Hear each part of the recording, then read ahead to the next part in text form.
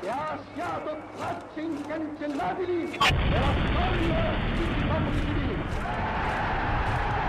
El fascismo como sistema político surgió en Italia en 1919, tras la Primera Guerra Mundial. Dice Umberto Eco, el fascismo de Mussolini se fundaba en la idea de un jefe carismático, en el corporativismo, en una voluntad imperialista de conquistar nuevas tierras, en un nacionalismo exacerbado.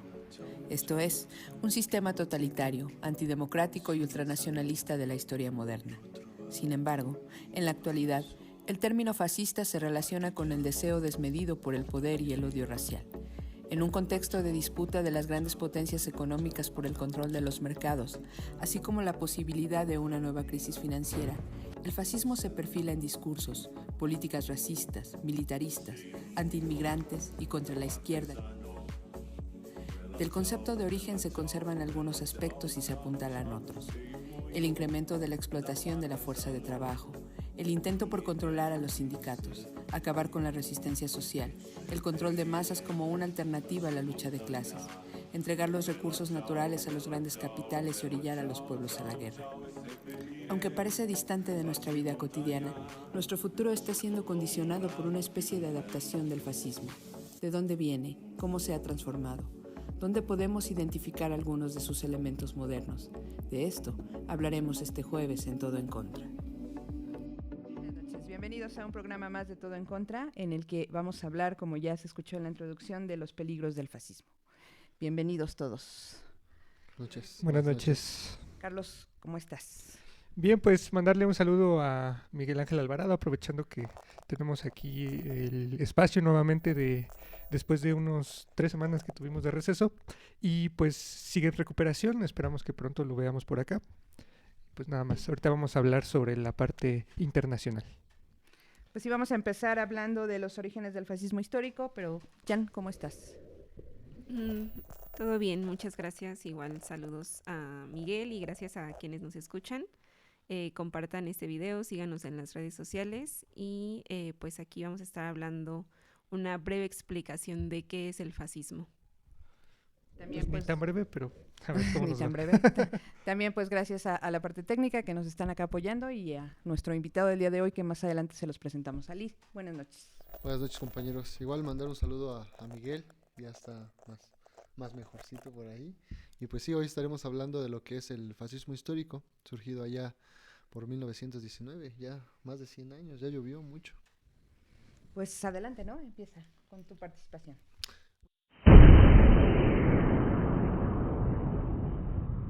Muchas gracias, Pati. Muchas gracias a todos los que nos están viendo. Como decía Jan, pues muchas gracias por seguirnos. Estamos trayendo este tema a colación por los peligros que invaden al mundo, no solamente, más o menos al mundo occidental, de Europa para acá. Pues era menester traerlo. Lo quiero llevar a colación porque un día estaba viendo a este representante de la ultraderecha, Eduardo Verástegui, que estaba en un live en vivo en TikTok y estaba rezando el rosario, ¿no? Y tenía muchos seguidores ese día. Y pues ya conocemos que él forma parte de una think tank internacional, pues donde, pues Atlas Network, donde se difunden todas estas ideas de derecha. Pero esa fue la principal inquietud, pero tenemos que irnos hasta 1916. ¿Qué pasaba en 1916?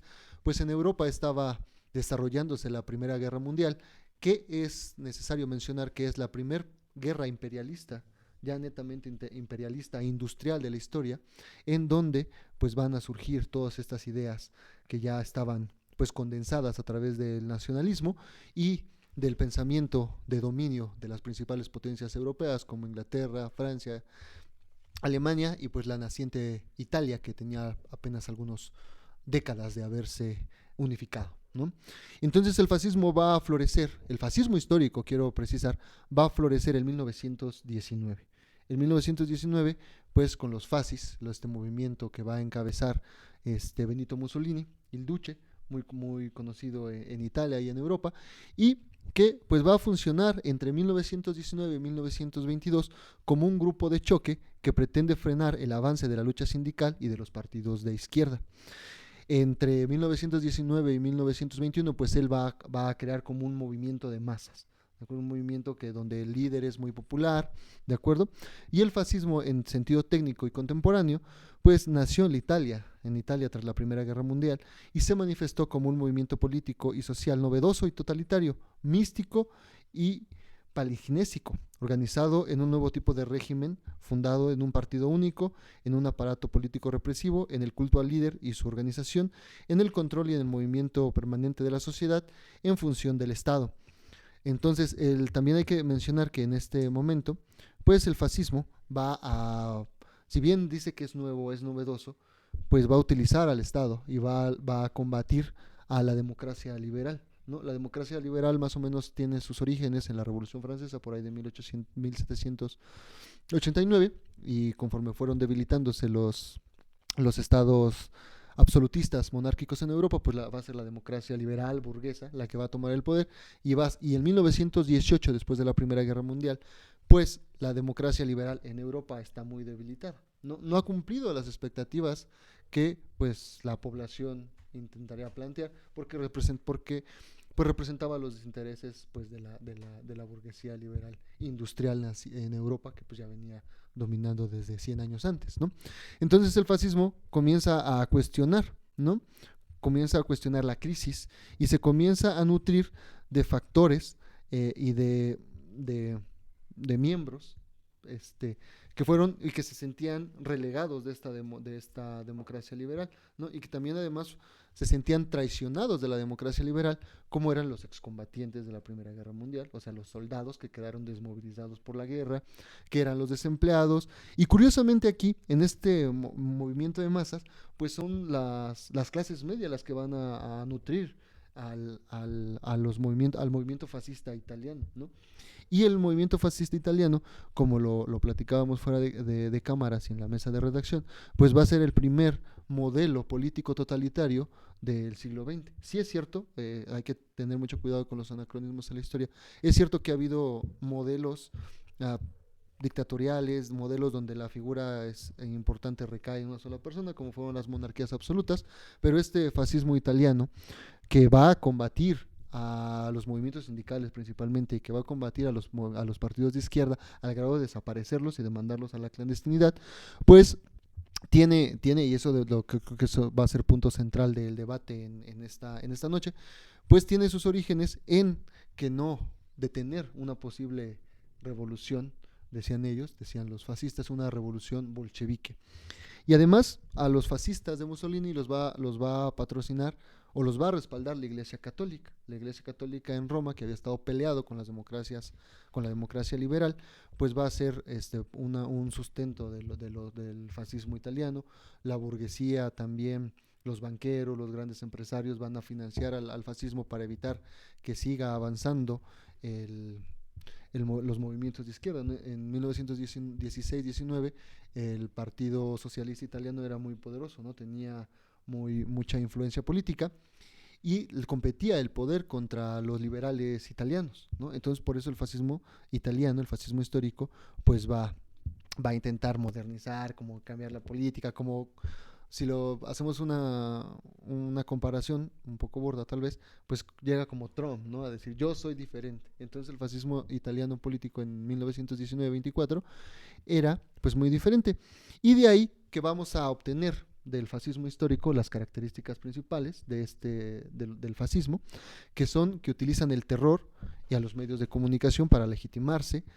Se manifiestan contra los gobiernos liberales porque los consideran débiles, contra los partidos socialistas y comunistas porque son una amenaza, y sus filas están engrosadas de desempleados, de excombatientes y de hombres de clase media, con el apoyo de la monarquía, el ejército y la Iglesia Católica, y pese a ser un movimiento y un partido, pues pasará a gobernar hasta 1944-1945, que es derrotado, y pues es la génesis también de los modelos totalitarios como el nazismo, ¿no? Entonces ahí en el fascismo italiano tenemos los orígenes del fascismo histórico, además de que también se va a nutrir de mucho de mitos, ¿no? Por decir, hablando del nazismo, el mito de la puñalada por la espalda, ¿no? Donde los socialdemócratas, los comunistas y los judíos pues traicionaron a Alemania. En Italia se funge el mito me parece que es de la victoria incompleta. Italia es vencedor de la Primera Guerra Mundial, pero se le relega, no se le dan las debidas pues recompensas de la victoria, y también Mussolini ocupa esto de la, digamos, la victoria a medias, pues para crecer, ¿no? También tenemos otra característica importante, pues la glorificación de un líder, ¿no? Que es lo que es por ahí donde tenemos que, y hemos estado dilucidando, cómo podemos diferenciar el fascismo moderno, pues de la ultraderecha, de los ultraconservadores, de los libertarios, ¿no? Porque hay toda una cuestión de derechas importante. Es cuanto. Bueno, pues un poco esta introducción que nos hace Ali, que tiene que ver con este asunto histórico, ¿no? Y creo que aquí es importante ir generando conciencia sobre algunas claves, pues que ya él empieza a decir, ¿no? Para que después podamos como abundar sobre ello y pues trasladarlo a lo que estamos viviendo en este momento, ¿no? Entonces, por ejemplo, ir pensando en cosas como que pues se trata de un régimen totalitario, ¿no? Autoritario, con corporativista, pero más bien hacia el control, pues, de las asociaciones, de los sindicatos, no tanto la eliminación, pero sí el control, y esto, ¿no? Que es importante, que dice que el poder recae en una sola persona, que es este líder carismático, etcétera, y como ir viendo a qué nos suena, ¿no? Contrarrevolucionario, ¿no? Un movimiento contrarrevolucionario. Entonces creo que pasaremos ahora con Jan, que nos va a hablar de qué es el fascismo.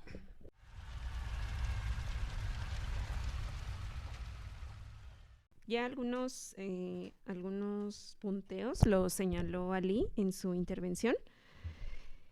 Bueno, yo había recopilado una definición, irnos como a la definición que nos da la RAE, ¿no? O sea, ¿qué es el fascismo? Y la RAE dice justamente o agrupa algunos elementos que mencionaba Ali, que el fascismo es un movimiento político y social de carácter totalitario que se desarrolló en Italia en la primera mitad del siglo XX y que se caracterizaba justo por el corporativismo y la exaltación nacionalista.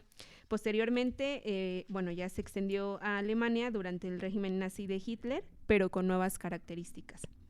Entonces, voy a dar como algunos elementos que nos van a permitir identificar o entender mejor qué es el fascismo, a partir también de este libro muy importante de Umberto Eco que se llama Contra el fascismo. Y bueno, como principal característica que ya mencionaba Ali, que voy a retomar, pues es que es una dictadura militar o totalitaria que se implementa a través de la violencia y el terror para proteger pues los intereses de los imperialistas, ¿no?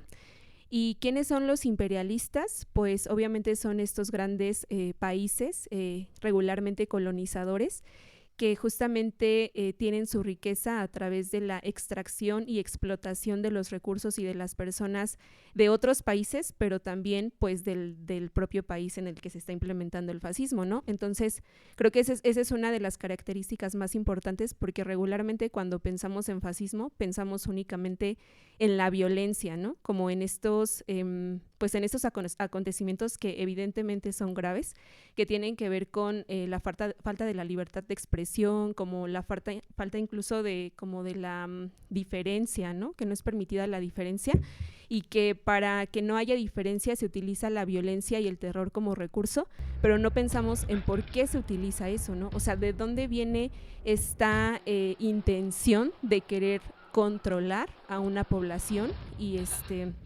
bueno, una ideología? Y justamente tiene que ver, o sea, hay un documental que se llama Fascismo, en donde se explica que aparentemente no hubo una reacción, ¿no? O los fascistas son tan poderosos que no permitió que hubiera una reacción, por ejemplo, de otros sectores como los demócratas, de los empresarios, de este sector, para poder, digamos, detenerlo. Pero en realidad, o sea, no es que no haya existido, sino más bien que pues apoyaron, ¿no? La instauración del fascismo, justamente porque, como decía Ali, pues se necesitaban proteger ciertos intereses económicos, ¿no? Entonces, no tenemos que desligar este uso de la violencia y del terror de los intereses económicos que hay detrás para proteger a una élite económica o particularmente a una clase que pues es la burguesía, ¿no? O a un sector de la burguesía. Entonces, creo que eso es muy importante tenerlo en cuenta. Después, en este punto, pues creo que también es importante hacer una diferencia entre lo que ya comentaba Ali de cómo es el fascismo o cuál es la característica de una dictadura fascista, ¿no? Porque ha habido muchas dictaduras y no todas podemos decir que son dictaduras fascistas, o incluso hay otros procesos catalogados como totalitarios que tampoco podemos decir que son fascistas, ¿no?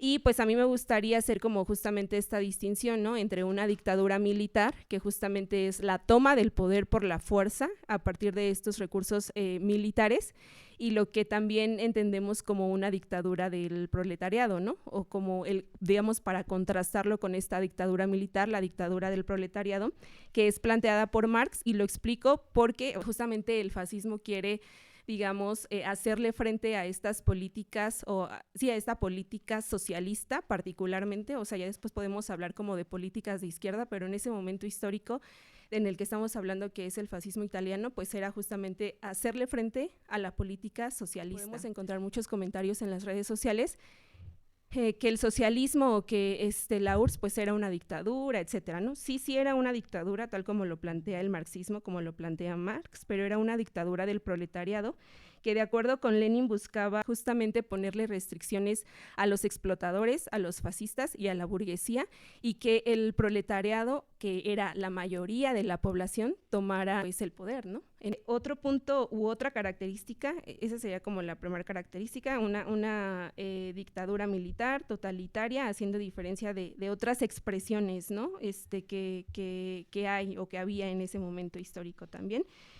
Otra característica era que se relaciona con lo que comentaba anteriormente, esta postura abiertamente contra el socialismo, que esto tiene sus orígenes y que lo menciona Umberto Eco, en que el fascismo es una política tradicionalista, ¿no? Está en contra de la modernidad, entendida la modernidad como esta época que tiene sus orígenes en el Renacimiento, que después pasa a la Ilustración, que se relaciona con estas ideas de la Revolución Francesa, con la igualdad, con la libertad, pero sobre todo en esta época de la Ilustración, pues justamente hay un cambio de paradigma en la sociedad, ¿no?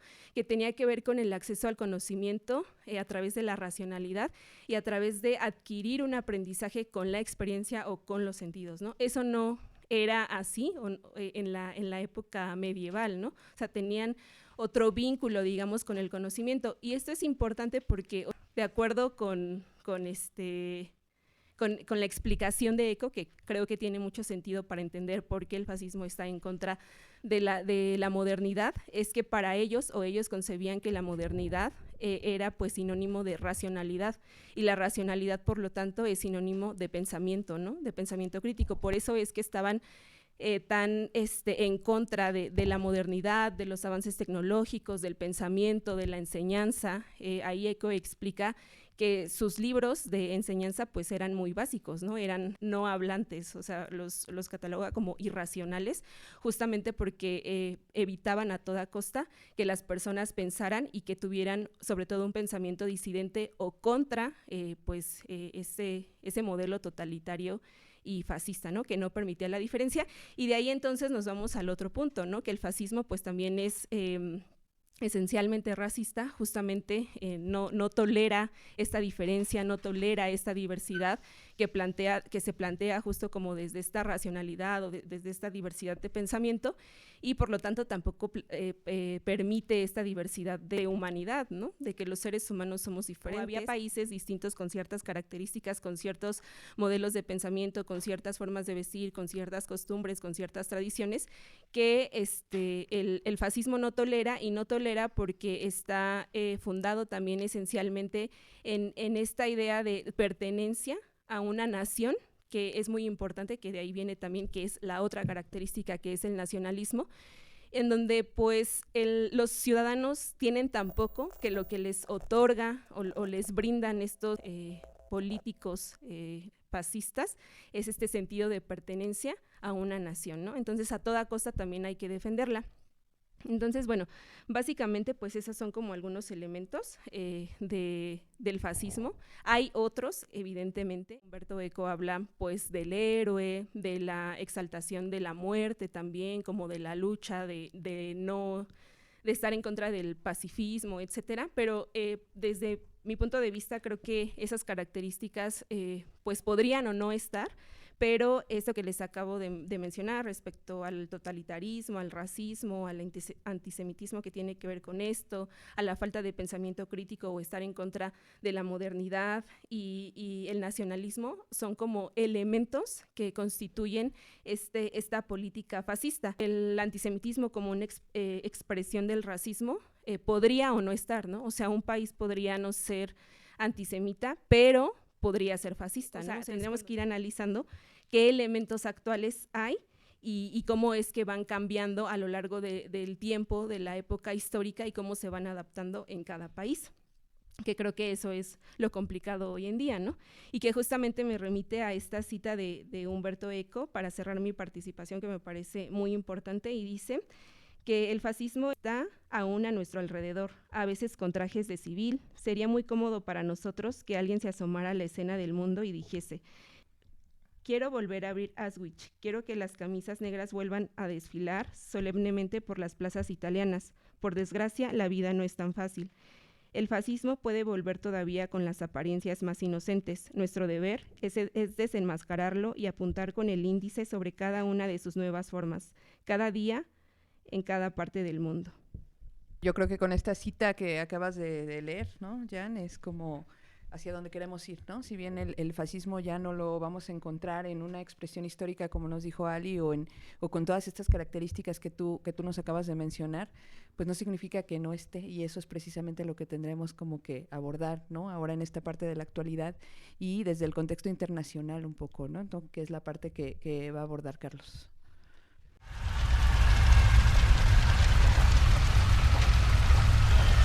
Es un tema bastante complejo, pero vamos a tratar de hacer un desarrollo. Hay una carta que me parece que es muy, muy esclarecedora de cuál es el carácter del fascismo, que le escribe, bueno, no es una carta, sino un texto que le dirige Churchill a Mussolini, ¿no? Ya después de la Segunda Guerra Mundial, de haberlo derrotado, y él acostumbraba como exaltar las características más importantes de sus contrincantes, ¿no? Y él, como representante de esa democracia burguesa liberal, pues hace una redacción en la que le dice a Mussolini que si él hubiera sido italiano, estaría a favor de la lucha que había desarrollado, porque admiraba sobre todo su lucha contra el leninismo. Eso me parece que es como una base para poder entender un concepto tan complejo como puede ser el del fascismo, puesto que, además de lo que han comentado mis compañeros, surge como una antagonista a las revoluciones sociales, ¿no? En particular a las revoluciones proletarias, que empiezan a cobrar fuerza después de 1917 en Rusia, que precisamente encabeza Lenin, y que precisamente se convierte en el enemigo, digamos, que a vencer por parte del capitalismo. Para entender los cambios, digamos que los saltos en términos sociales, salto a una revolución o ya sea un salto a una dictadura, pues tenemos que ubicar como lo hacía Lenin, porque me parece que nos da el método preciso para poder hacerlo. Él plantea que para identificar un salto, por ejemplo, prerevolucionario, podemos ver que básicamente las clases ya no pueden seguir estando como antes lo estaban, ¿no? Que la burguesía ya no puede gobernar como lo venía haciendo. Y entonces, básicamente eso es lo que podríamos entender así el fascismo. Ya el Estado, como se venía estableciendo bajo una incesante lucha social de trabajadores que viene empujando, pues ya la burguesía ya no puede dominar como lo venía haciendo, que es con esta estructura de democracia liberal, y necesita implementar nuevas formas, y entonces ahí es cuando surge, digamos, que esto. Además, la propia revolución que se da en Rusia abre lo que ya mencionaba, el concepto que ya mencionaron mis compañeros, pero que habría que explicarlo un poco más, que es el del imperialismo. Es decir, es una revolución que se da ya en el marco de unos regímenes imperialistas. ¿Qué significa eso? Que ya tenemos un conjunto de países que, como ahora, son dominantes, ¿no? Ahora, porque vamos a explicar la situación actual, pues ahora podemos identificar a Estados Unidos en un bloque con Europa y a Rusia en un bloque con China como los países dominantes en términos económicos, pero también en términos militares. En ese momento se hablaba de pues el desarrollo que estaba adquiriendo mismo Rusia, ¿no? El desarrollo que estaba adquiriendo Alemania, el desarrollo que estaba adquiriendo Italia en términos de conquista, en términos coloniales, de dominación. Y precisamente ahí es donde se empieza a identificar que el imperialismo es una fase, digamos que superior del sistema capitalista, en la cual empiezan a dominar, uno, el capital financiero, que significa que ya el capital bancario, que era básicamente todavía se daba los préstamos, todavía eran pequeños bancos que inicialmente así en el capitalismo fungían un papel de prestamistas, pues eso desaparece, ¿no? Desaparece también eso de la libre competencia que en el modelo original capitalista pues todavía existía, ¿no? Que había condiciones pues de que se compitiera por mercados, porque todavía el desarrollo de los propios mercados era limitado, pero aquí ya se habla de un momento de amplia concentración de capitales, ¿no? Que es, digamos que una característica del imperialismo, que es el capitalismo de los monopolios, ¿no? ¿Qué significa eso? Pues que ya ramas completas de la producción pertenecen a una sola persona, a un solo cártel, como le llamaban en ese momento, una sola rama industrial, que también puede ser propia de los bancos, ¿no? Y entonces sí, en ese momento se hablaba de 5 o 6 grandes bancos que controlaban ya la economía de los principales países del mundo. Ahora pues tenemos, por ejemplo, Fondo Monetario Internacional, tenemos el Banco Mundial como las principales estructuras, y las intenciones de que del lado de China y Rusia se generen nuevas estructuras, ¿no? Ya hay una propuesta ahí del Banco de Desarrollo que ellos están planteando como también en esa misma lógica de poder desarrollar el capital, ¿no? De poder moverlo, ¿a través de qué? Pues de otro rasgo del imperialismo que se llama la exportación de capitales, ¿no? ¿Por qué? Porque digamos que en el capitalismo inicial lo que se daba fundamentalmente era la exportación de mercancías. El intercambio comercial se fundaba en eso, ¿no? En intercambiar mercancías, pero en el imperialismo se empieza a exportar capitales para justamente empezar a aprovechar nuevos recursos naturales, a poder hacerse de territorios, y eso es lo que explica el movimiento hacia la guerra, ¿no? La tendencia hacia la guerra, que va a ser la Primera Guerra Mundial, la Segunda Guerra Mundial, pero que previamente ya había varias expresiones, y la guerra tiene ese fundamento, repartir territorios, ¿no? Conquista. Y para lograr eso, digamos que además de que debes de contener el descontento social que empieza a crecer, porque obviamente en un periodo de guerra como el que estamos viviendo, digamos ahora todavía muy regionalizada, con Ucrania por un lado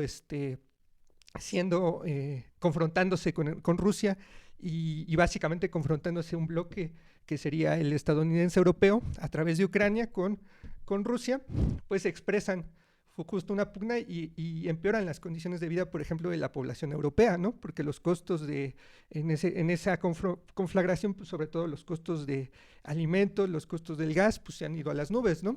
Además de que estos países dominantes pues pueden jugar con la guerra a ese nivel, porque pueden aprovechar y encarecer sus mercancías, como lo viene haciendo Rusia, encarecer a lo que es el gas hacia Europa y eso generarle mejores condiciones económicas, entonces beneficiarse, digamos, que de la guerra. Eso mismo pasaba en el marco de la Segunda Guerra Mundial o de la propia Primera Guerra Mundial, que había capitales que se estaban beneficiando de la guerra, ¿no? La guerra se convierte justamente en una necesidad económica.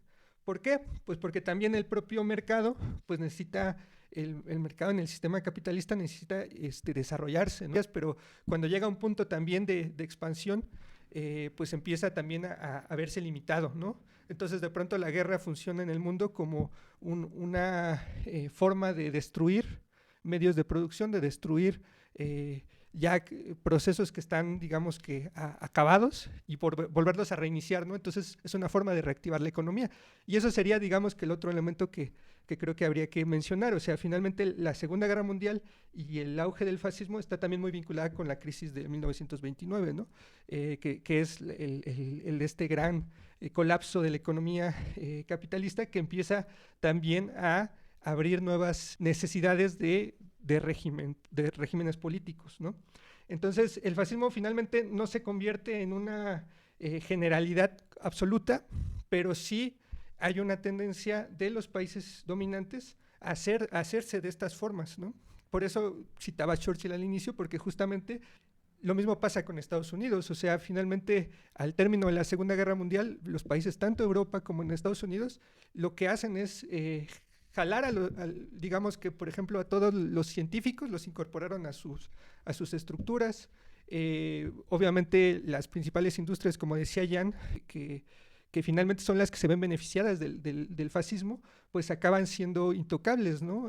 Los juicios de Nuremberg finalmente dejan como intactos a los principales empresarios que estuvieron detrás del financiamiento económico a estos partidos, porque finalmente no hubieran podido avanzar como lo demostraría la propia detención de Hitler en su momento, pues, o las propias limitaciones que tuvo Mussolini al inicio, que el propio sistema podía fácilmente contenerlo, pero había, digamos que un poder que estaba a favor de eso, ¿no? Entonces, industrias como Volkswagen, industrias como Bayer, industrias como, bueno, de las automotrices, además de Volkswagen, hay otra automotriz alemana, la BMW, que fueron las que levantaron la industria militar alemana, ¿no? Nazi, y finalmente esos capitales pues siguen existiendo, ¿no?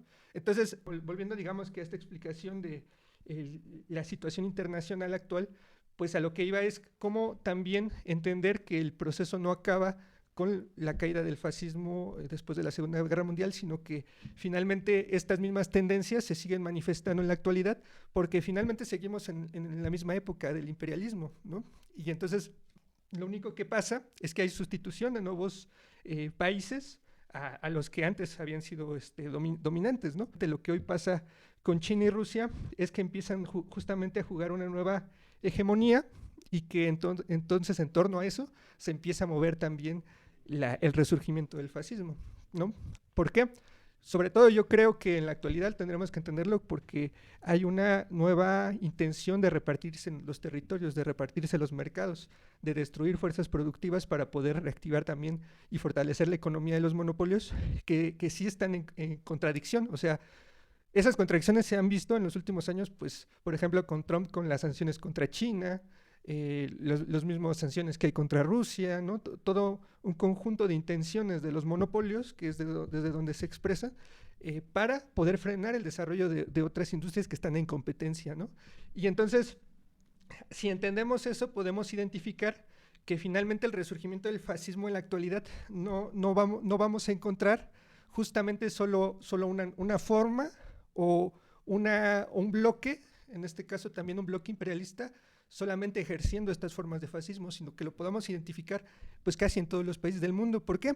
Pues porque tanto los países dominantes como las formas que ellos ejercen de dominación contra los países dependientes, pues deben de tener estas características para poder hablar de guerra.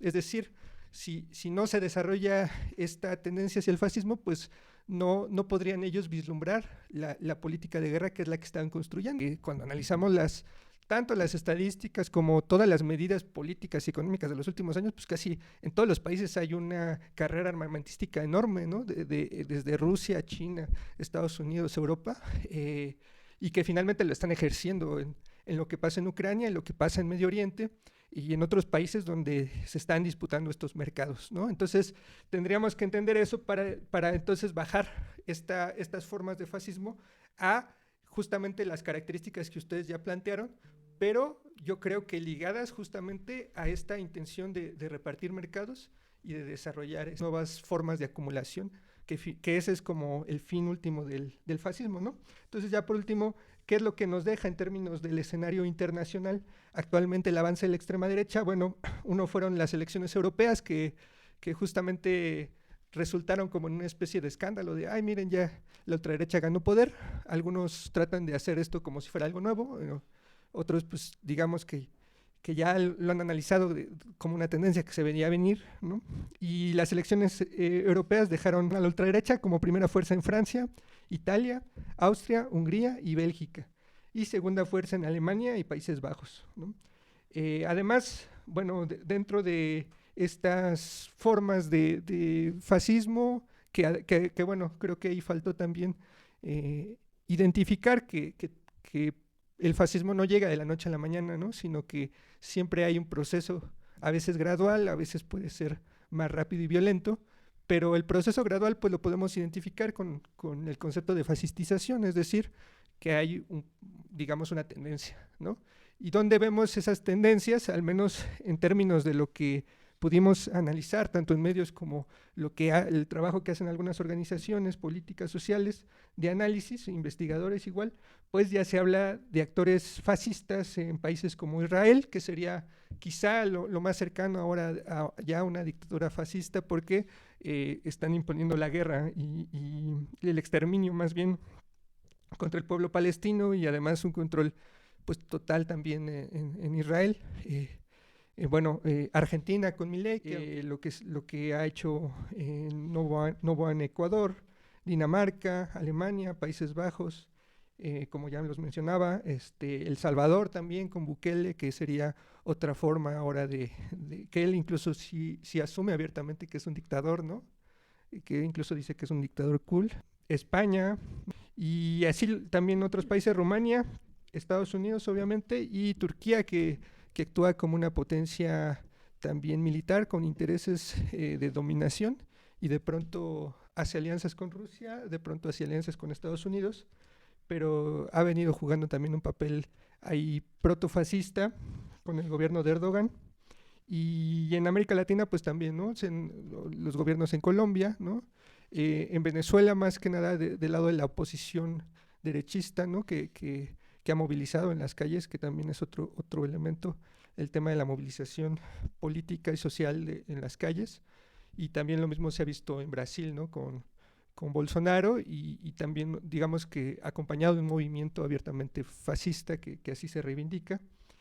Y creo que también se aprecia en México con algunas formas que ha venido adquiriendo también la estructura estatal, y sobre todo la militarización, ¿no? Que aunque se ha desmarcado el gobierno federal de ese proceso de militarización, en realidad la tendencia que se vino abriendo de darle más beneficios y ventajas los militares, pues se ha consolidado, ¿no?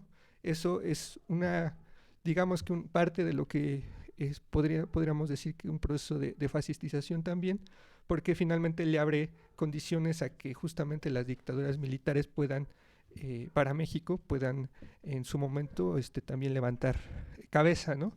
Dado también la cercanía de los militares con Estados Unidos.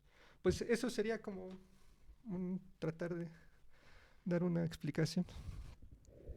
¿Quieres participar antes? Sí, muy extenso, ¿no?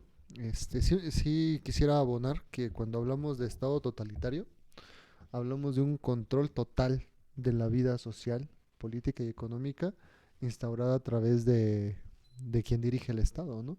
Y era lo que les platicaba a ustedes, ¿no? En Italia hubo un momento en que quisieron reemplazar la pasta italiana por arroz, ¿no? Porque era más fácil producir el arroz, ¿no? Hay imágenes de los salones de clase italianos y alemanes donde pues prácticamente todo está retacado de imágenes de la esvástica, del saludo fascista, de las figuras de líder, ¿no? Entonces, desde la educación, en estos modelos totalitarios, pues se va planteando la transformación de un Estado, ¿no?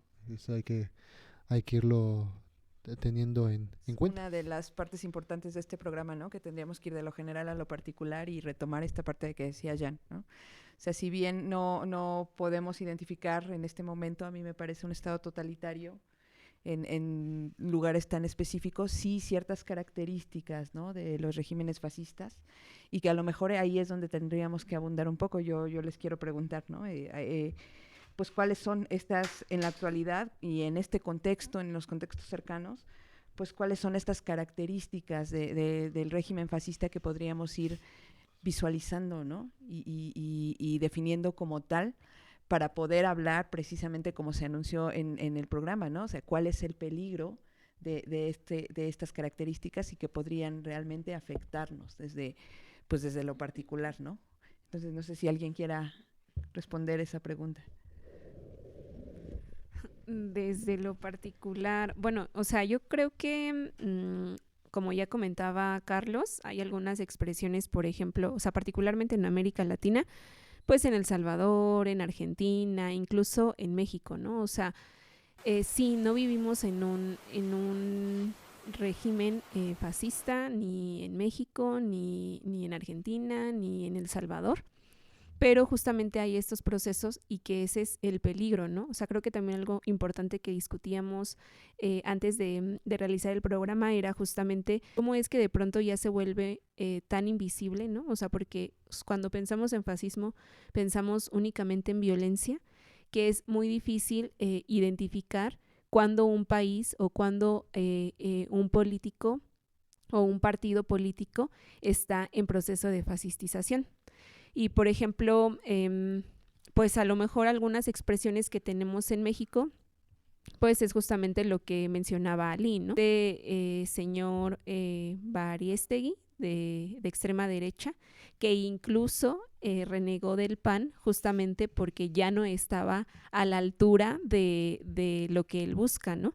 Y que pues sí, o sea, no es fascista, o sea, porque no vamos a decir que es fascista, pero es justamente, o sea, la intención, creo, de este programa es para que entendamos como las consecuencias del fascismo, ¿no? O cómo los países imperialistas van como presionando hasta que a través de la violencia van a buscar proteger sus intereses económicos. Entonces, es como poner atención justamente en esto. Está este señor como una expresión, pero también están estas expresiones, digamos, racistas, ¿no? Y discriminatorias. O sea, por ejemplo, hay investigaciones o reportajes periodísticos que documentan cómo ha crecido estos movimientos que defienden abiertamente el fascismo, ¿no? Que de hecho se han hecho conciertos en la Ciudad de México de gente que es fascista y que defiende el nazismo y estas ideologías, esta ideología. Entonces creo que es justamente poner atención en eso, poner atención, o decíamos, bueno, ¿qué es lo que nos afecta de nuestra vida cotidiana? Como si en otros países de América Latina, como en Argentina o como en El Salvador, ya se está viendo este proceso mucho más evidente con políticas que afectan el bienestar de la ciudadanía, porque obviamente en un proceso de fascismo o de fascistización los más afectados somos los trabajadores y las trabajadoras, ¿no? Que somos el grueso de la población. Entonces, es ahí poner atención en cómo es que estos procesos recortan estas políticas, ¿no? Que benefician a la ciudadanía, un atentado contra la educación pública, contra estas formas de pensamiento crítico, contra estas formas de organización, ¿no? De defender nuestros derechos laborales, las organizaciones obreras, las organizaciones sindicales, ¿no? Entonces, que nos van como replegando hasta que llega un momento en el que pues ya no nos vamos a poder defender porque la violencia, porque lo que va a estar en riesgo literalmente va a ser nuestra vida.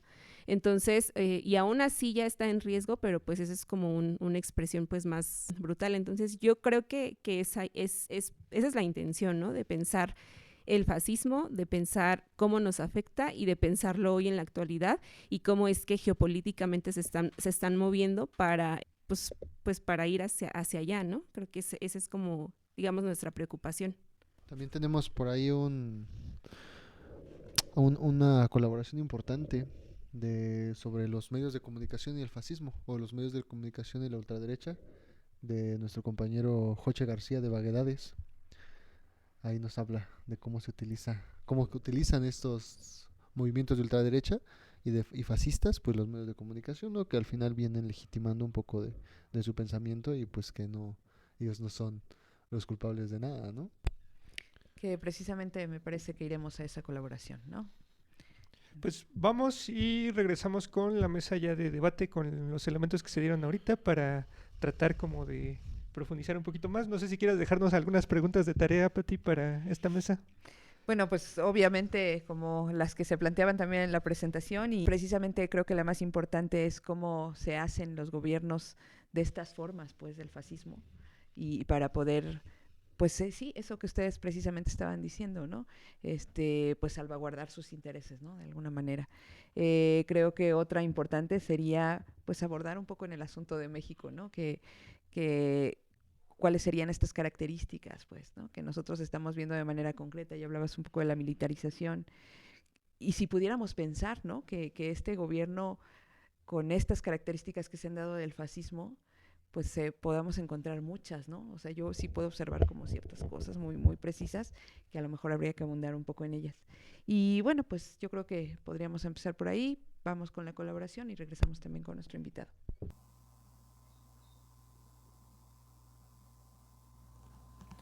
Hablemos de guerra mediática y fascismo.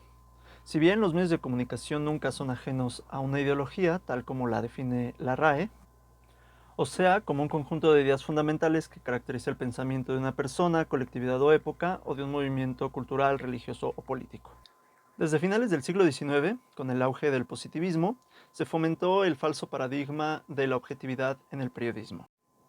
Por ejemplo, en México, con la creación del periódico porfirista El Imparcial, que de imparcial tenía poco o nada. Sin embargo, a principios del siglo XX, las diferentes corrientes políticas e ideológicas de la época encontraron en los medios de comunicación existentes una forma de propaganda.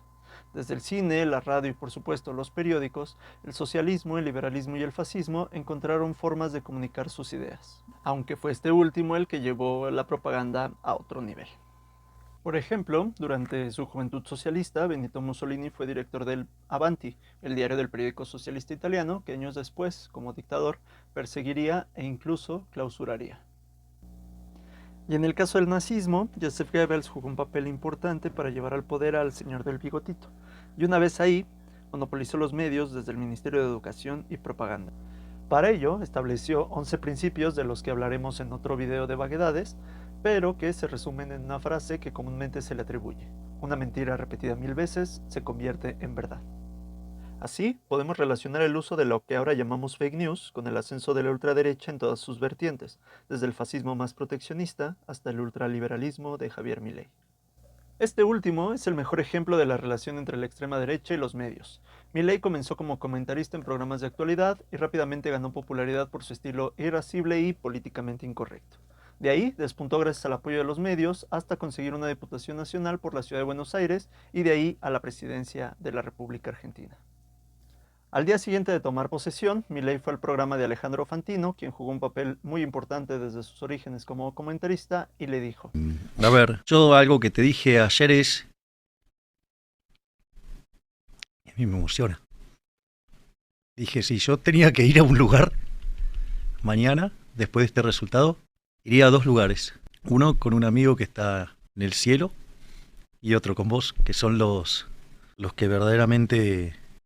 son los padres de la criatura, por decirlo de alguna manera. Tal es su relación con los medios que su vocero es el periodista Manuel Adorni, quien trabajó en Infobae y en programas de radio y televisión como Intratables, donde conoció al propio Javier Milei. Además de los grandes medios, Milei acaparó la atención en redes sociales apoyado por granjas de bots y trolls, cuentas falsas que opinan y posicionan las publicaciones de ciertos influencers, creadas por Daniel Parisini y Juan Pablo Carreira, a su vez fundador de La Derecha Diario, un medio difusor de mentiras en franca oposición a La Izquierda Diario, un medio de comunicación fundado por el Partido de los Trabajadores Socialistas en 2015. Otro de sus colaboradores en medios digitales es Fernando Cerimedo, quien confirmó que controla granjas de miles de trolls, cuentas bots y otras herramientas digitales que puso al servicio de La Libertad Avanza, el partido de Milei. Cerimedo también es investigado en Brasil por el ataque por parte de los seguidores de Jair Bolsonaro a los 3 poderes constitucionales del Estado. En ese mismo expediente judicial aparecen Elon Musk y 86 bolsonaristas involucrados en el intento de golpe de Estado que, oh sorpresa, se fugaron a Argentina. Y es que la ultraderecha nunca actúa sola. Existe una red internacional coordinada en la Conferencia de Acción Política Conservadora, CEPAC, financiada por Atlas Network, una organización sin ánimo de lucro con sede en Estados Unidos que, según sus propios estatutos, tiene como objetivo promover políticas económicas de libre mercado en todo el mundo. Entre este conglomerado de asociaciones también encontramos a Citizen Go, que en la iberósfera boxista opera como bajo el nombre de Hazte Oír. Si quieres conocer más sobre la relación entre los medios y la ultraderecha, te invito a ver la cápsula completa que publicaremos mañana en Vaguedades, junto a la entrevista que le hicimos a Farid Reyes de La Izquierda Diario. Nos vemos en la próxima. Agur. Pues ya estamos de regreso. Está bastante interesante la colaboración que nos hace llegar el compañero de Vaguedades. Agradecemos también su aportación y bienvenida cada que sea posible aquí en esta mesa, ¿no? El análisis de medios pues es fundamental porque también es parte integrante de esta lógica de avance del fascismo. Y pues presentamos a Ricardo Mendieta, ya ha estado por acá, estudiante de Derecho, en varios temas, pero ahora nos parece importante que pudiera intervenir haciendo ya un primer balance de esto que se comentó, ¿no? También si quiere precisar algunas cosas, opinar sobre lo que se comentó, pero también responder las preguntas que ya nos dejaba sobre la mesa nuestra compañera Patricia Ramírez, que sobre todo iniciaba con esta pregunta de cómo se hacen los gobiernos, los regímenes fascistas. Sí. Hola a todos. Bueno, yo vengo también a nombre de la comunidad crítica universitaria que hemos fundado acá en la Universidad Autónoma del Estado de México, un colectivo de estudiantes de Derecho, Humanidades, Ciencias Políticas, que tenemos algunos análisis críticos sobre la situación actual, ¿no?, histórica de México y el contexto internacional, ¿no? Entonces, lo que comentaba Patti en la última pregunta, y bueno, ya tratando de englobar todo lo que se dijo, ¿cómo es que llega un gobierno a volverse fascista o con algunas características del fascismo? A mí me gusta utilizar el análisis de la analítica del poder, de Foucault, de Hannah Arendt, de Giorgio Agamben, porque me parece, bueno, y también del materialismo histórico y del filosófico y del materialismo político, que tienen muchos puntos de convergencia. Específicamente en la situación, quisiera analizarlo, ¿no? Sobre todo desde el punto de vista jurídico. Primero me gustaría analizar lo que es un estado de excepción, que eso fue lo que pasó en la Alemania nazi, los 9 años que duró, 10 años que duró el régimen de Adolfo Hitler. Fue un estado de excepción porque no se disolvió, ¿no?, el estado en que se encontraban los nazis antes del advenimiento del partido nazi y su dominación. Entonces, esta característica del estado de excepción, todos los estados-nación que tienen una constitución tienen previsto esto, ¿no? Me gustaría leerles el artículo 29 de nuestra constitución, que dice, y ahora se los explico, por qué pienso que el Estado, el totalitarismo más bien, y el fascismo se encuentra presente siempre en las democracias. Dice el artículo 29, en casos de invasión, perturbación grave de la paz pública o de cualquier otro que ponga a la sociedad en grave peligro o conflicto, solamente el presidente de los Estados Unidos mexicanos, con la aprobación del Congreso de la Unión o de la Comisión Permanente, cuando aquel no estuviera reunido, podrá restringir o suspender en todo el país o en el lugar determinado el ejercicio de los derechos y las garantías que fuesen obstáculo para hacer frente rápida y fácilmente a la situación, pero deberá hacerlo por un tiempo limitado. Esto es primordial, el tiempo limitado, por medio de prevenciones generales y sin que la restricción o suspensión se contraiga a determinada persona. Si la restricción o suspensión tuviese lugar hallándose el Congreso reunido, concederá las autorizaciones que estime necesarias para que el Ejecutivo haga frente a la situación, pero si verificase en tiempo de receso, se convocará de inmediato al Congreso para que las acuerde. Bien. El estado de excepción es analizado desde hace ya un siglo, un poquito más de un siglo, por Carl Schmitt, que fue un ideólogo del nacionalsocialismo de Hitler. Él dice en su libro Teología Política, soberano es aquel que decide sobre el estado de excepción. ¿Qué quiere decir esto? Que es el que tiene la personalidad para restringir todos los derechos y suspender la ley, ¿no? Lo que pasó en la Alemania nazi específicamente fue que se restringieron los derechos que se habían promulgado en la Revolución Francesa sobre todo y que ya se estaban universalizando para ese entonces. Tenemos el claro ejemplo de la Revolución Mexicana y la Constitución del 17, ¿no? La Revolución Bolchevique y en Alemania tenemos este caso específico.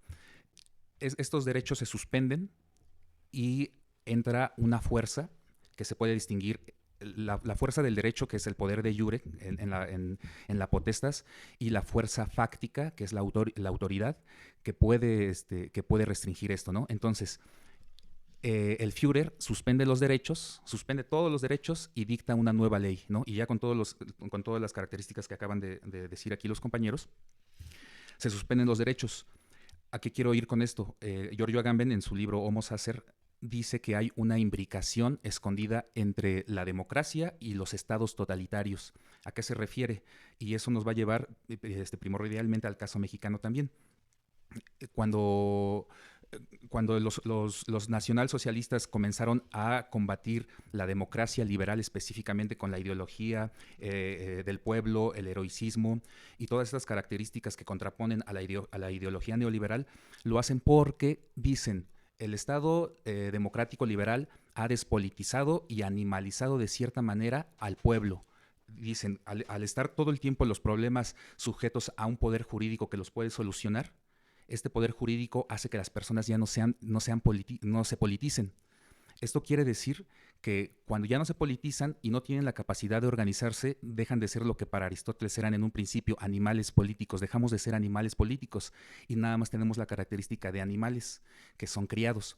Estas son características básicas de los estados totalitarios, la deshumanización y la animalización. Entonces, esta característica ha acompañado siempre desde un principio a la política en general. La característica del estado de excepción es que excluye a las personas de los derechos y los vuelve de cierta forma seres sin derechos, no políticos. Esa es una primera categoría que tenemos que analizar porque los estados fascistas, los estados totalitarios, al privar de los derechos humanos a las personas, no están haciendo algo que no estaba previsto en la política. La política desde sus inicios en Aristóteles, que de ahí comienza a estructurarse todo el pensamiento político occidental, ya se basaba en excepciones y en retirar a ciertas personas de sus derechos, ¿no? Para no entrar tanto en ese caso, voy a poner ahora el caso mexicano. Desde hace 100 años, el régimen que habíamos estado teniendo, que fue el priista, y no sé si recuerden aquí mis compañeros letrados, que una vez este señor Vargas Llosa, en una entrevista con Octavio Paz y varios intelectuales, dijo que el PRI y el mandato del PRI en México era la dictadura perfecta. En esas épocas, pues bueno, Vargas Llosa no era conservador de ultraderecha como lo es ahora, pero tenía razón. Nosotros cuando vemos este estado de excepción, el estado de excepción nunca ha estado fuera de la sociedad mexicana. Podemos ver, por ejemplo, casos como la matanza de Acteal, la matanza de los 43 de Ayotzinapa y diferentes casos donde podemos ver que aunque nosotros tenemos tratados internacionales donde se firman y un artículo 1 de la Constitución donde se firman y se reconocen y que se deben de proteger los derechos humanos, no hay un poder jurídico, a eso me refiero con el poder de iure, no hay un poder jurídico que pueda defender esos derechos.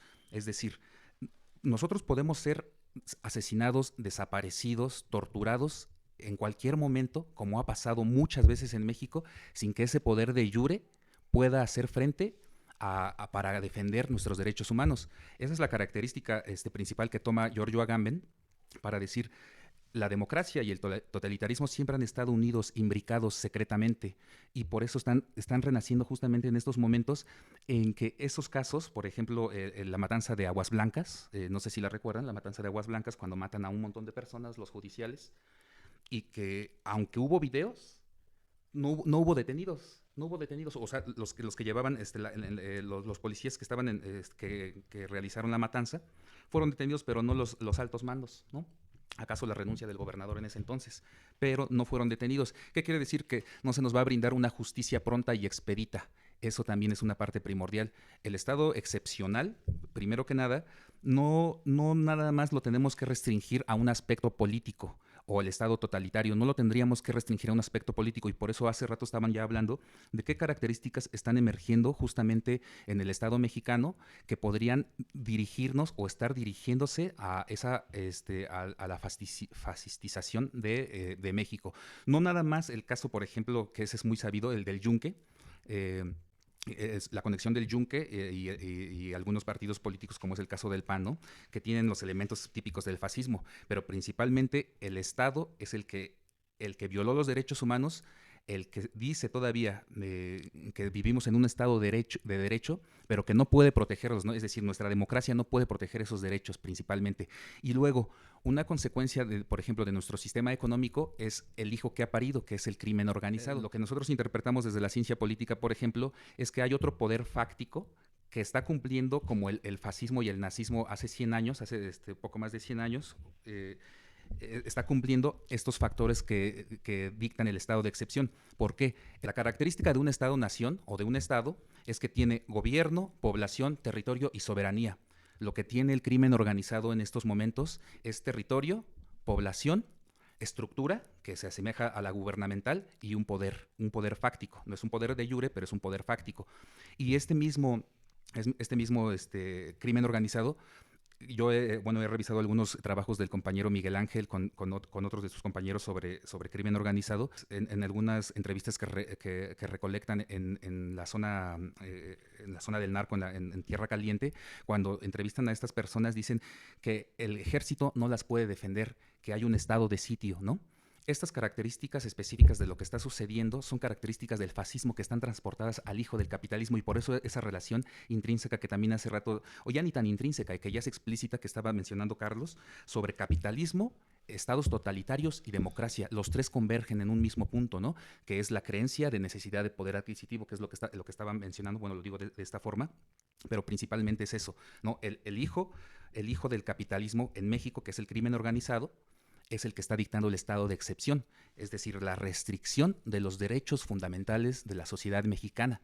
Y obviamente no está de alguna manera totalizado como el poder de jure, la estructura económica y el poder que influye directamente sobre gobiernos, sobre actores políticos y sobre la sociedad en general. Eso sería la primera parte del análisis, ¿no? Para entender, por ejemplo, que no es necesariamente un estado totalitario en una situación política para definirlo, pero sí hay un estado totalitario que no está siendo totalmente controlado por el Estado jurídico, o más bien por el poder jurídico, y que tiene a su capataz, que es el poder económico, que justamente es ese poder soberano que tiene el crimen organizado. Esa sería la primera parte. Pues yo diría que al hilo entrara a lo de la situación nacional, para ver qué opina. Creo que el primer argumento de Ricardo del estado de excepción es totalmente válido, ¿no? Porque por decir, ¿en qué se basó Milei para sus leyes, ¿no? Para sacar ahorita su agenda, en decir que había un estado de excepción porque Argentina estaba en crisis, ¿no? Uh-huh. ¿Qué hizo Bukele con las pandillas, ¿no? Decía, hay un estado de excepción con las pandillas, ¿no?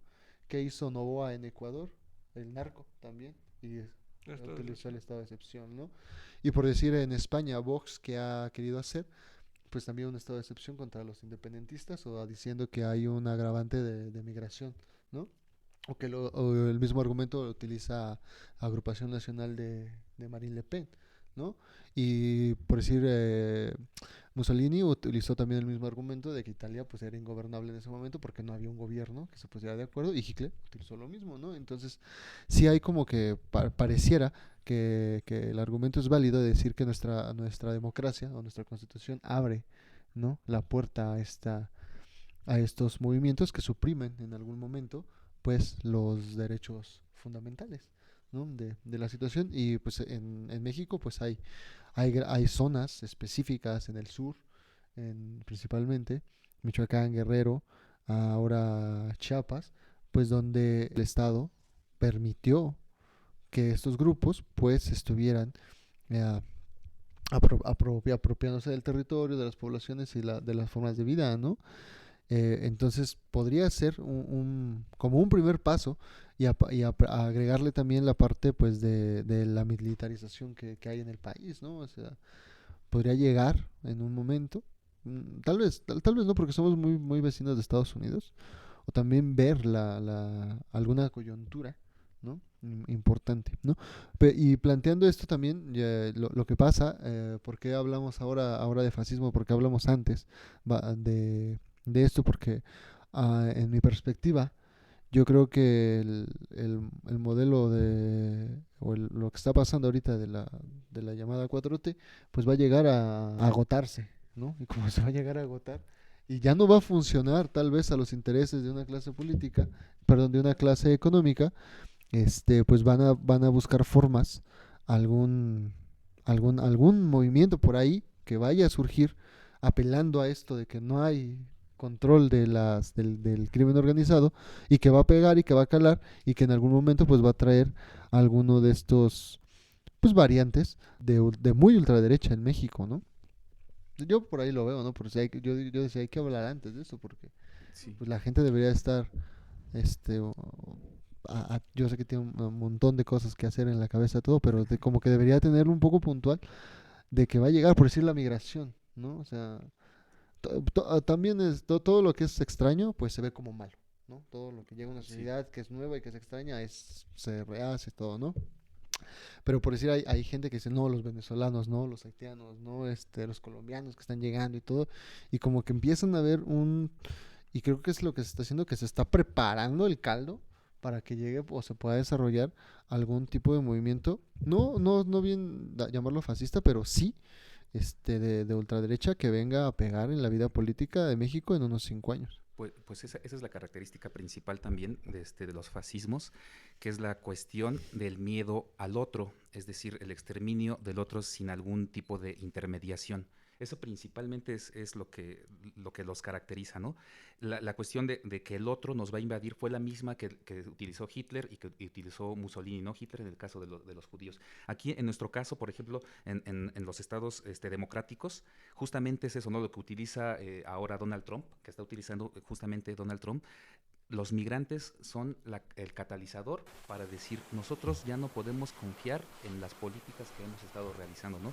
Eso por un lado, y nada más de rápido, para que participen, discúlpenme, es que también la característica principal de las democracias contra los totalitarismos, y sobre todo esto que estaban mencionando hace rato, el señalamiento contra, por ejemplo, Cuba o la Rusia marxista de Stalin, es que se estaban confundiendo la situación de las libertades. Nosotros tenemos también desde la filosofía que cómo se define, ¿no?, una libertad, porque las libertades que ellos tienen, las libertades del Estado democrático liberal, son libertades que nada más se fundan sobre una ideología, pero que hacen creer, por ejemplo, a los anarcocapitalistas una libertad general, ¿no?, de poder hacer. Sin embargo, la libertad se define por capacidad de acción o ausencia de coacción, ¿no? Eso desde el ámbito jurídico y desde el ámbito filosófico. Lo que quiero decir con esto es que, por ejemplo, la democracia, específicamente, ya tomada por algunos filósofos, es un totalitarismo,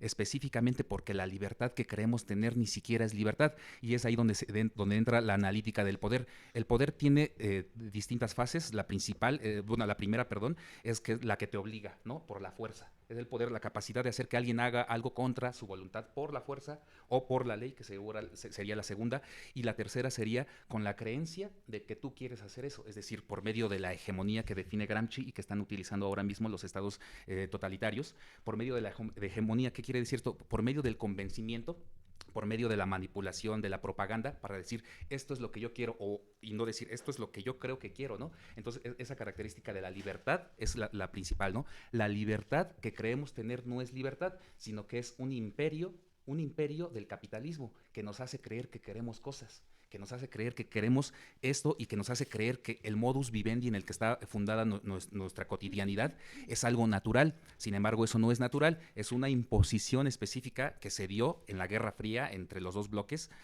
Se dio esta guerra y se impuso un modus vivendi.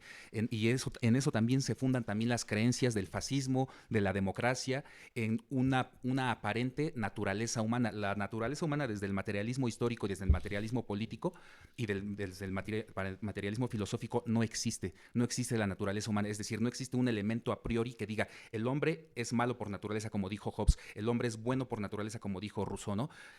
El hombre no es ni malo ni bueno porque no nace ni bueno ni malo, ¿no?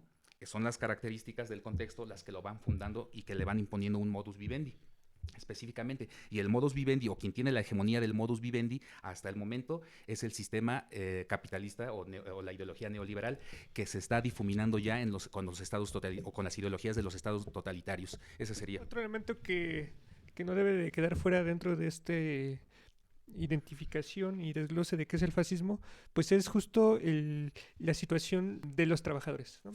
¿A qué voy con esto? Finalmente, al establecer una dictadura, dentro del capitalismo, lo fundamental es lograr acrecentar la plusvalía. O sea, el conjunto de medidas que están impuestas para restringir las libertades democráticas tienen como fin último, desde mi perspectiva, pues justamente garantizar una mayor explotación.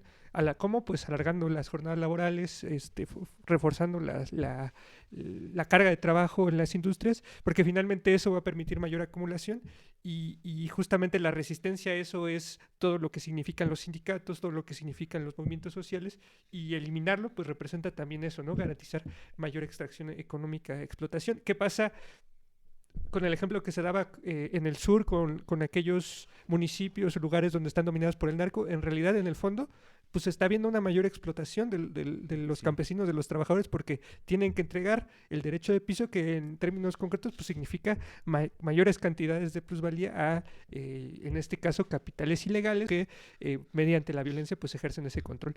Entonces, ese es, creo yo, como otro elemento para terminar de desglosar la cuestión de México y esto de los grupos de derecha. Hay un informe que le recomendamos revisar, lo vamos a dejar pues en los enlaces, que hace el llamado Proyecto Global contra el Odio y el Extremismo. Identifica 13 organizaciones de extrema derecha y de odio que existen en México, y hace también un buen análisis histórico sobre la presencia del fascismo como ideología, más que como los aspectos económicos que ya hablamos, ya más como ideología, como formas de organización que ha adquirido en el país, y actualmente pues identifica la oposición fundamentalmente que se ha venido manifestando contra López Obrador, lo que fue Frena, como una organización que abiertamente también era anticomunista, anti-LGBT, también antifeminista, antimigrante, ¿no? Que también está este llamado Frente Nacional por la Familia, que fue el que frenó aquí en el Estado de México la repartición de los libros de texto, y que es una organización que desde 1916, me parece, existe en México, y que justamente busca también el mantener la ideología conservadora, y surge en oposición a la educación laica en México, y desde ahí pues ha venido jugando un papel también en el terreno educativo. Otra de las que se mencionan, que es una organización que poco ha sonado, pero que se denomina Frente Nacionalista de México. Lo comento porque tiene también presencia en el Estado de México y ha hecho acciones como participar en las reforestaciones que convoca el doctor Simi, pero que en la vida de los hechos tiene ahí toda una política antimigrante, ¿no? De hecho, ellos reivindican el papel de la Guardia Nacional en México y su política antimigrante, como en los hechos se está haciendo, pues, y también dentro de los aspectos que retoman, pues, es la difusión de la figura de Beriastegui, la reivindicación de la ideología fascista, aunque ellos se dicen no fascistas, y su líder es un llamado Juan Carlos López Lee. Y, por cierto, hacen también este informe, incluye a una organización anarcofeminista, o al menos así se reivindica aquí en Toluca, llamada Raíces Radicales, que ha venido reivindicando esta consigna del antiborrado de mujeres, y como se reivindican en contra de la comunidad trans, también la identifican como parte de estas 3 organizaciones de odio y extremistas que hay en México.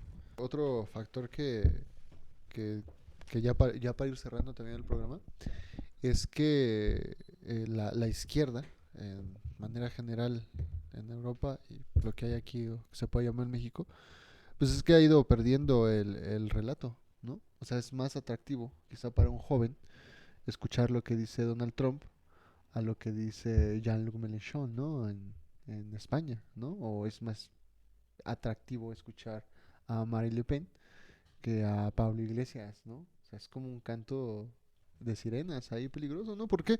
Porque, ¿qué te dice Milei? Los zurdos de mierda, ¿no? Y no escuchas que,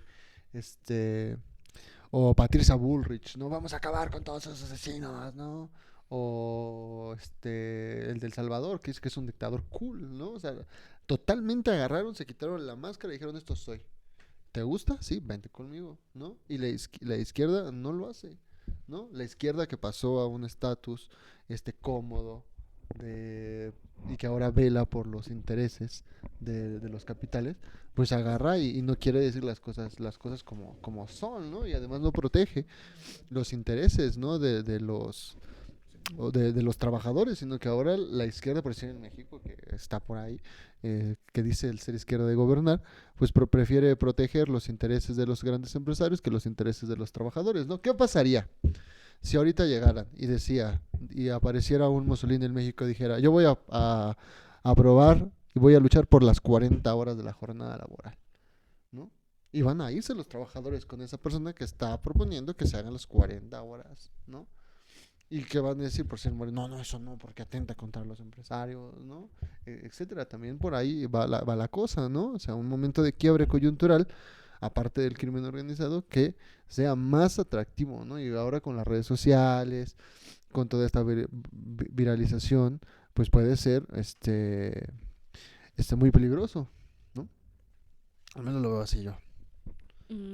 Bueno, creo que ya habíamos comentado este aspecto de los políticos influencers. Digamos cómo es que la derecha, extrema derecha, aprovechaba particularmente las redes sociales y pues para hacer su propaganda, y que justamente era como una debilidad de la izquierda, ¿no? O sea, yo no creo que no lo creo en un sentido atractivo, o sea, que sea más atractivo para la juventud o para la población, sino más bien es que también tienen, o sea, pensando en una izquierda como los partidos socialistas, que muchos partidos socialistas no tienen ni siquiera registro, no son partidos electorales y que por lo tanto no tienen recursos económicos para estos grandes monopolios o para extender su propaganda, pues es más bien que no están llegando a estas redes, ¿no? O no tienen el alcance que tienen estas personas para pagar incluso influencers, propaganda, publicidad en redes sociales y llegar a más personas. Entonces creo que, o sea, como que hay muchos elementos que ya dimos sobre en la mesa, y que, o sea, creo que para no confundir también a las personas, hoy estuvimos hablando del fascismo, ya mencionamos las características principales que tiene el fascismo, mencionamos el proceso de fascistización que va, digamos, tomando algunas de las características, no son iguales, no van a ser las mismas que en la Alemania nazi ni en la Italia de Mussolini, o sea, no van a tener esas mismas características porque aunque vivimos en una etapa imperialista que ya explicó Carlos cuáles son las características, pues sí tenemos otras condiciones materiales históricas en este momento, ¿no?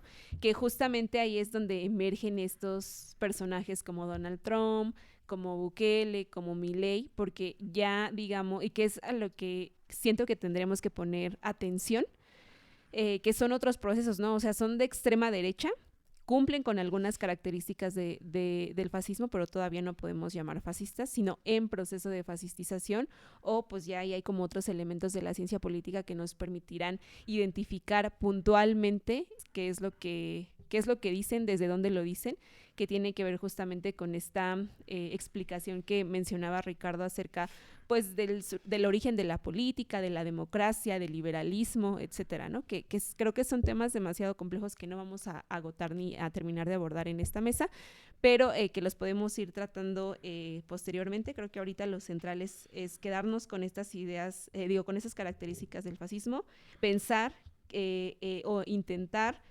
analizarlas y aplicarlas, digamos, a nuestro contexto. Qué se cumple, qué no se cumple, incluso qué de nosotros, ¿no? También podríamos como estar ahí reproduciendo. Y pues ya para finalizar el programa, les daría 1 minuto para cerrar con una conclusión. Ricardo. Sí, bueno, sí es muy amplio este tema. Lo que podría decir al respecto ya para cerrar es que nosotros también podríamos estar reproduciendo de alguna manera sin saberlo ciertas actitudes fascistas, no necesariamente extremistas, pero sí con tintes o, como se suele decir, endulcorados, ¿no? Yo me he dado cuenta, por ejemplo, en el caso de la mistificación de los pueblos y la supuesta superioridad que se ha dado, que yo he investigado, por ejemplo, en los pueblos originarios, que se han mezclado principalmente, por ejemplo, con la política, ahora que ganó Morena, se han estado mezclando los pueblos originarios y se ha estado como que anteponiendo la originalidad indígena como un elemento de superioridad, ¿no? Un elemento de superioridad que se basan en decir, bueno, es que nosotros fuimos los primeros que estuvimos aquí, los que, por ejemplo, en Mesoamérica sabemos que se domesticó el maíz, ¿no? Fuimos los que domesticamos el maíz, fuimos los que creamos la cultura. Entonces, cuando se mezclan con los elementos políticos, que como les había dicho, la política no está exenta de tener este tipo de actitudes o de características de los estados totalitarios desde el principio, con la excepción de las personas. Es decir, los diferentes pueblos están diciendo nosotros... y bueno, no son todos los pueblos obviamente, pero he visto casos específicos que nosotros somos mejores. En el caso, por ejemplo, de los clubes deportivos, en el caso de las universidades, en el caso de las competencias, en el caso de esta ideología del éxito y de la competencia, se está dando este cierto tipo de superioridad, ¿no? A la que nos orilla, obviamente, el sistema económico de la mano del sistema gubernamental, de decir, tú nada más vas a ser acreedor a algo en tanto que seas el mejor, Y el caso del mejor viene ya desde la política griega con los aristócratas y su degeneración en la demagogia y en el totalitarismo, ¿no? Entonces, esta supuesta creencia de ser mejor para ti mismo es un elemento básico, ¿no? Porque lleva el elemento del héroe que dice, yo voy a ser el mejor de todos, el elemento del héroe en el fascismo, ¿no? Que yo voy a ser el mejor de todos, me voy a sacrificar hasta la muerte, como es en el caso del emprendedurismo y de las ideologías de que yo voy a ser exitoso a como del lugar desde el punto en el que yo esté, porque así nos los ha enseñado, por ejemplo, Ricardo Salinas Pliego, ¿no? Claudio X González, con el tipo de ideología que ellos manejan, que no está exenta del fascismo, ¿no? Ellos han promulgado diferentes pensamientos que invitan a las personas a ser mejores que las demás personas para que tengan su premio, para que sean exitosos. Entonces, esa forma de camuflar las ideologías es muy propensa de darse en las redes sociales, como lo acaban de mencionar. Las redes sociales son un nido de ese tipo de pensamientos totalitaristas, antirrevolucionarios, que no permiten la diferencia y que, como por ejemplo el filósofo Byung-Chul Han los llama el infierno de la igual y el infierno de la transparencia, donde todo tiene que ser igual, yo tengo que estar con quienes piensan igual que yo y nadie puede disentir de lo que yo estoy diciendo. Con eso cerraría. Gracias, Ali. Bueno, yo creo que en este tenor nosotros y los movimientos sociales, los colectivos, debemos de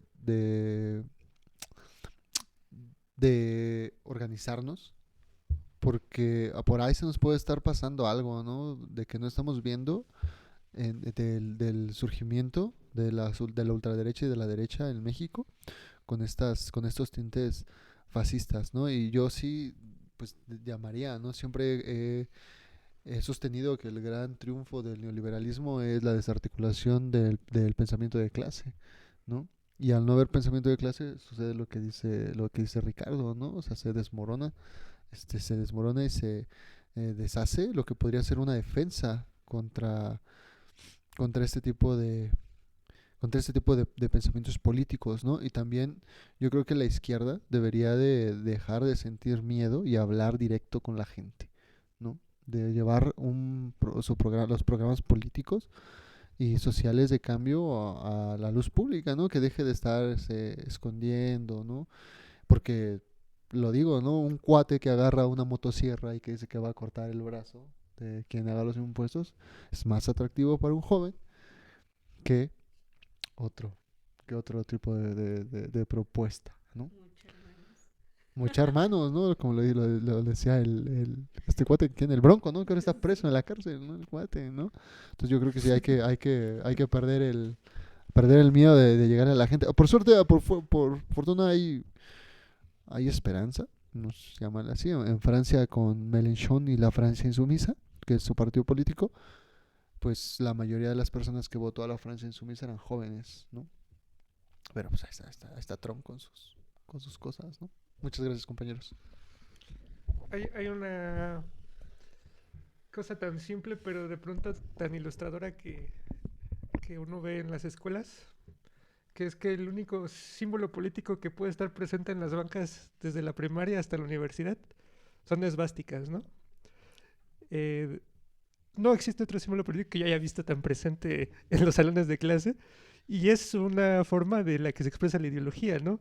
Completamente la niñez, digamos, completamente reflejo de lo que se transmite en los medios de comunicación y finalmente pues tiene esa característica vistosa e interesante, no sé, que también se expresa en formas musicales y demás, y ahí está presente, ¿no?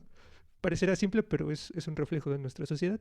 Porque no hay una O sin martillo, ¿no? También, Sí. exacto, Una A. porque, una A, ¿no? Pero por si yo tenía un compañero, para ejemplificar ahorita rápido, que cargaba mi lucha, ¿no? En su cuaderno y decía que, pues, el señor H, pues, decía muchas cosas, ¿verdad? Y yo le decía, carnal, te podría hacer jabón en este momento, ¿no?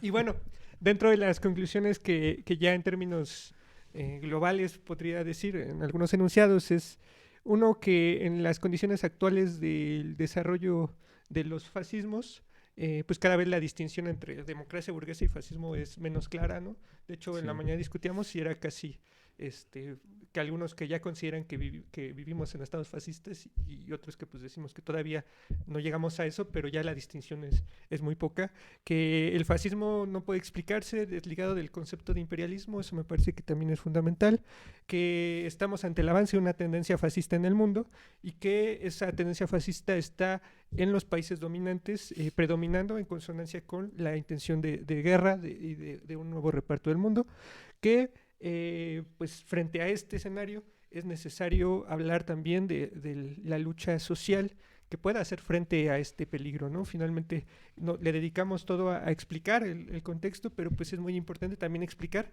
las alternativas que se tienen para enfrentar. Y hay experiencias políticas de organización de frentes de lucha antifascista y antiimperialista, ¿no? Que finalmente están en proceso de construcción, están también como una necesidad, como una consigna en muchas luchas, y que es importante pues que justo esta reivindicación antifascista, antiimperialista pueda ser retomada por todas las formas de lucha que hoy existen y que de pronto están muchas veces tan focalizadas, tan limitadas a un entorno, a un contexto, a una reivindicación inmediata, que pues es fundamental que se voltee a ver la importancia de una perspectiva pues incluso internacional, porque finalmente desde la experiencia de los trabajadores, de la lucha de los trabajadores, pues ha habido justamente la construcción de procesos internacionales que hicieron frente al fascismo y que pueden dar una explicación más clara de esto que está pasando en el mundo, porque bueno,